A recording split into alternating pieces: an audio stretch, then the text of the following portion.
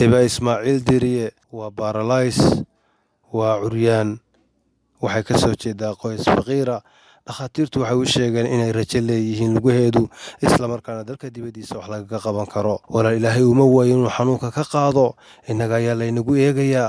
Ummadda Islaamka maxaad ka codsanaysaa? waxaan ka codsanayaa inay ii fidiyaan gacan caawinimo. waxaan tegay dhowr dhakhtar malhal dhakhtarka weyn adna adigu waxa la igu yiri dalka waxba lagaagama qaban karayo. marka dhammaan waxaan ka codsanayaa dadka hay'adaha dadka muslimiinta ah inay ii fidiyaan dhakhtar dabadeed sidii laygu qaadi lahaa si aan caafimaad u raadiyo ilaahay dartii ah la soo caawiyo aniga oo waliba gabadha. Xagga waxbarashada ka waran meed ka hadhay duruufta ma ku saamix weyday bal noloshaada xaaladaad ku sugan tahay sidee bay saameyn ugu yeelatay? wallaahi walaal hadda waxbarasho waan jecelahay imika haddii waxbarasho aan helayo waan jecelahay laakiin waxbarashadii baaskiilkii ima socon karayo dhagaxii mar walba waxaan doonayaa qof igu wada markaa maba awoodi karayo waxbarasho laakiin waxbarasho waan rabaa in waxbarashana aan helo.